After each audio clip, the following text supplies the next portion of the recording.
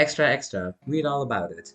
Welcome to the Empire's recap, and today we will be going over the chaos and drama of our somewhat respected rulers. This week, the Empire's recap never seems to sleep due to the amount of work done by everyone.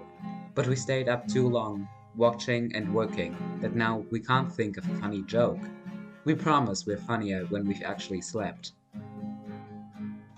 But unlike us, false Symmetry seems to have gotten a good sleep and wakes to see many things have changed around her base.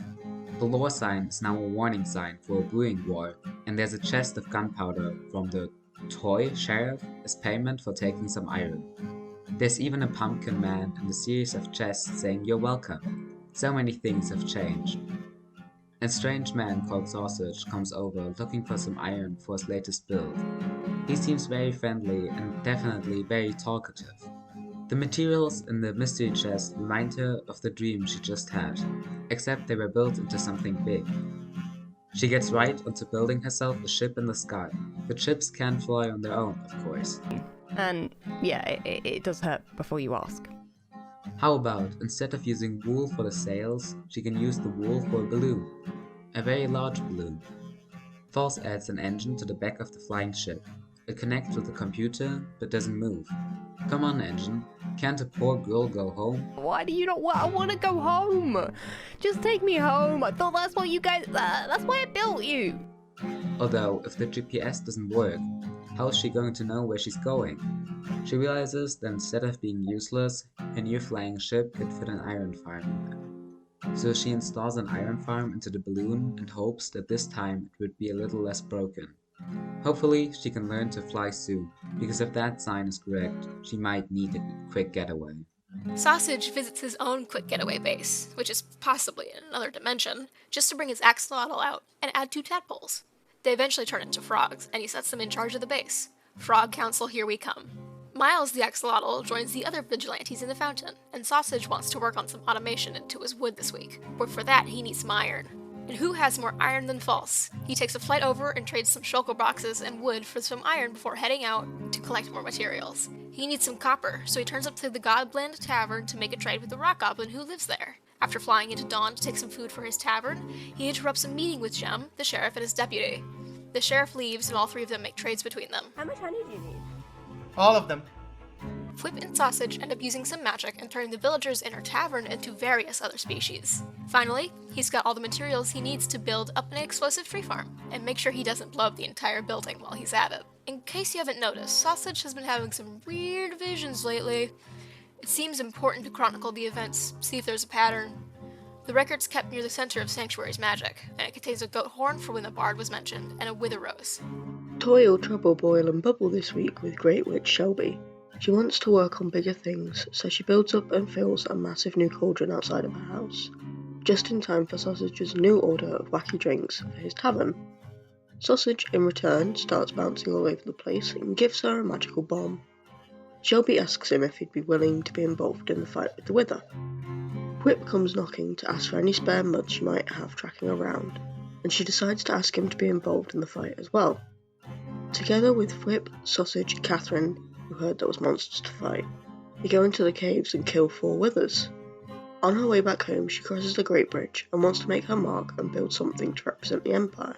She's just about to leave the Evermore to head to Great Bridge when she spots out the corner of her eye a frog head on a spike. The threat only grows bigger. The sign foretells that everyone is in danger. She runs back to her house to check on Tortoise and finds Sausage has left her a birthday cake. Should I be worried about the grave danger thing? I'll worry about it later. She builds up a mangrove tree, and after a struggle, she gets a frog into it that'll be exchanged for good looks for gifts. It's not Tortoise though, he's still at home. A letter has arrived. Turns out the Great Witch's Academy hasn't forgotten her, and wants her back. Shelby's not the only one with the secret. As the sun sets on Glimmergrove Castle, Katherine works on her monster hunting business within by making a secret bunker. Right below the Glimmergrove Castle, I'm gonna build a secret storage room battle basement. First, she has to right yet another wrong, as Pirate Joe has left yet another stolen gift, this time from Jimmy. She returns the gift to the sheriff before heading to Pirate Joe's cove. She leaves a pretty unsubtle message, showing she is not his girlfriend. Heading home, she decorates her secret storage battle basement and puts all her stuff away in chests. Her new base has a forge where she creates new weapons and an enchantment setup to give them the needed enhancements. Once she's all suited up, she joins her D&D party of friends, the goblin, the druid, and the witch, to fight off a wither. And did that witch just say she looks amazing? I swear I'm getting flashbacks. And OMG, is that Batgirl? Joey starts his day with a delivery from his pirate princess. She must have loved the gift. The pirate language setting must be throwing his reading comprehension for a loop, which is why he's building a clock tower library for the newly rescued pirate parrot Pete. Someone has once again been rifling through his storage room, and this time they're scattering leaves everywhere? Is it you, pillagers? The library needs to be perfect, so Joey pops over to Sausage's new tavern for a friendly stick-up and some building advice, which quickly turns into dating advice. She likes all the colors too, right? So if I make my land pretty and colorful, she'll like me more? Oh yeah, for sure. But you know what? She has a little darkness in her too, so keep some dark spots hidden in the background. She likes those too. Dark and colorful. I can mix those together. Yes. This is valuable information. With those hints, it's time for a pirate shopping spree, using the handy new nether roof roads and all the loot he got from the Skull Fort. To avoid any further issues with the sheriff, Joey digs out a terracotta pillar away from the more scenic skyline. But given the choice between removing it entirely to cover his tracks and leaving an already lit spawner in place, he chooses the latter. Next stop is Chromia, and though there's no sign of the colorful Scott, Pirate Joe actually pirate pays for the dyes. And while he's out, he stops by Dawn, though this time Princess Gem catches him with his hand in the honey barrel. He was paying this time, honest! Joey returns to Eversea and starts building the library. However, he realizes he needs some frog lights, so it's back out again to the Savannah ruins. As thanks for the treasure map that led to his crewmate, Joey promises not to steal from him and offers Pixlriffs unlimited access to his shop. Unlimited is a dangerous word on this server. In return, Pix gives him the frog lights he needs, as well as a tour of the catacombs and some more building advice. Finally, Joey finishes the clock tower in all its colorful glory. It's a bit of a struggle to move Pirate Parrot Pete in. He keeps wanting to check the time. With the battlements also swapped out, Eversea is looking a lot more colorful. Surely no pirate princess can resist him now. What? Oh, it said platonic! Princess Gem finds her business flourishing as both Shelby and Lizzie come by for some honeycomb. She decides that she's going to make a honey farm, which requires a quick trip into the mines. She quickly gets that out of the way, building it in the basement of her yellow house. Gem catches the local pirate attempting to steal some of her new wares, making him give her a diamond and discount as he's her first honey block customer. It's such a hassle getting from other empires to Dawn, so Gem decides to remedy that by transforming an area for her nether portal to go. She finishes the portal and has to do some quick math to find out where to place the portal in the other dimension to join up with the blossoming nether hub. She finishes by enchanting her gear, getting ready to start making some more mega-sized builds. News has reached Scott about a bard on the server, and what better response than to build a tavern? After a recent visit from a farmland inspection agency, Scott spends a lot of time working on his new colorful addition to Chromia.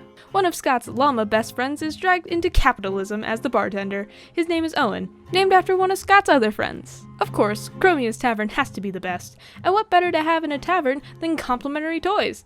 Lucky a toy stop just opened nearby, don't you think? One thing Chromia is lacking is a trading post to sell dyes. Scott decides to build a wonderfully colorful traveling wagon, apparently similar to the one he used to travel in with his family. It only stocks 10 colors for now, but brown and black don't go with the aesthetic anyway. For the benefit of Chromia, but mostly himself, Scott makes a large-scale map of his empire to display and a message board to leave himself public notes.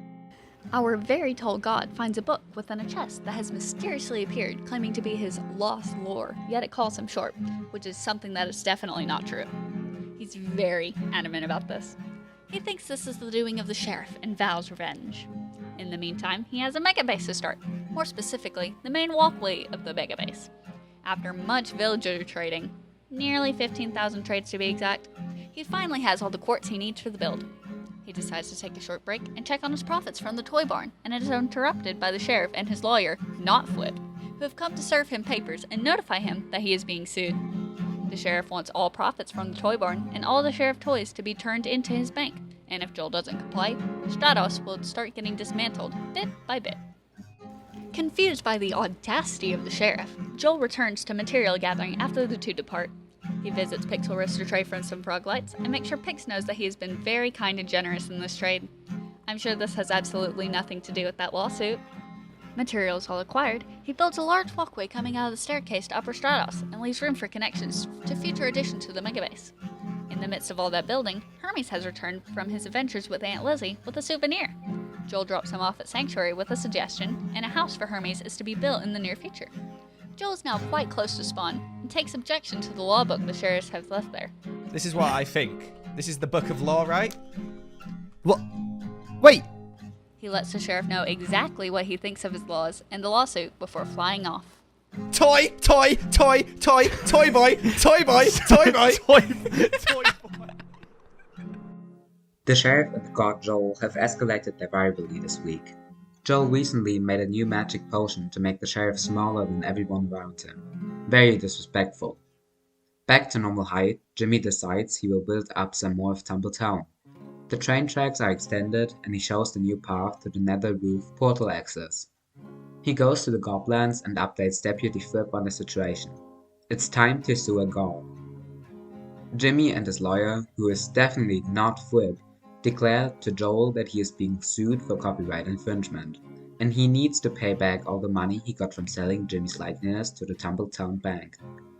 Seeing as there isn't currently actually a bank in Templetown, this seems like the perfect time to build one. He builds up his bank and Joel flies over to torment him instead of giving him the money. This is going to court, boys. Goblin Fwhip has been busy this week working on the Gobland Express. He finished his rail track all the way to Dawn, and it's totally safe. Safety's the #1 priority here. Many goblins have moved into the Empire, and there's now an entire operation based on pork. But the economy can't run on only one thing, and butchers also trade sweet berries, which is conveniently what his neighbor is farming. Lizzie won't notice anything, right? Jimmy makes a surprise visit to the goblins to ask Fwhip to be his lawyer. It goes, well, guess it's time to build up a courtroom. But first, sweet berries. He needs to prove he means business, so he takes it upon himself to improve the road between himself and Lizzie, newly named Sweetberry Road, for no particular reason. Fwhip makes a offer to siphon off the berries from the sweetberry farm, but only at night. He doesn't want to get caught after all.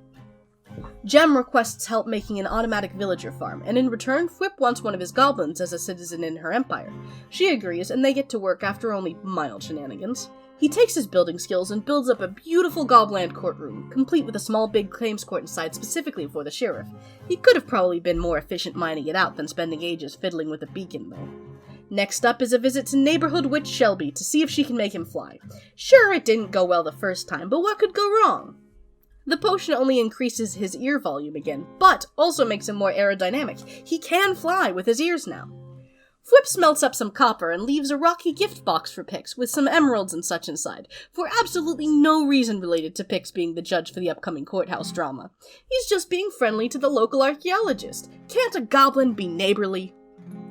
Even an archaeologist needs some sunshine every now and then, and Pixlriffs has spent a little too long in his underground storage for even his tastes. He comes up for air, and to finally build the above-ground part of the catacombs.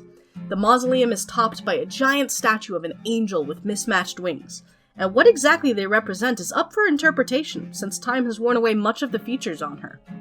After that brief time on the surface, it's back in the catacombs for Pix, finessing the automated part of his storage system to work with the input in the mausoleum. He finishes several more wings, including a space right in front for all his valuables, but he doesn't seem that worried about grave robbers. Which, yes, I know opens me up to potential item theft, but people on this server know better than that. One of the last blocks he'll be needing en masse is mycelium, so Pix heads out to a known mushroom island. The smallest mushroom island in existence by the looks of things. I better put a glass case around this, someone's gonna have to preserve it. Rather than destroying what's left, he takes a single block and converts his mud factory into a mycelium factory to fill his storage and perhaps rebuild the island someday. Pixlriffs grabs his copy of the written law just in time for Joel to stop by, working on Rule 2, make peace between the empires. Only Pix could find the moss more appealing than the gold, but it does put Joel on his good side, which might be important soon from a legal standpoint. The second video from Pix is a little different. It's the building of the Skull Fort seen in Joey's video last week. There's already plans for more of these little adventures coming in the future, so it's nice to have a look behind the curtain of how one of these gets made. The map Pix got from Sausage all the way back after the End Raid came in handy when Joey asked him for a skeleton stronghold with a crewmate to rescue inside. Using a real treasure map as the start of the hunt allowed Pix to make the map to the fort itself line up pretty close to the center. He He designed the outer shell of the skull first back in July, with only an outline of what the inside would look like at the time. The massive skull was a chance for the skeletons to flex, complete with a giant gold tooth that may or may not be safe to mine out. And we can finish off this gold tooth, which... I kind of want Rig to explode. Joey didn't try, so we might never know. A jump forward in time, and the inner workings of the fort began to come together, complete with redstone mechanisms to puzzle out. They were one use to save on resources like slime, which meant Pix had to keep resetting them after tests.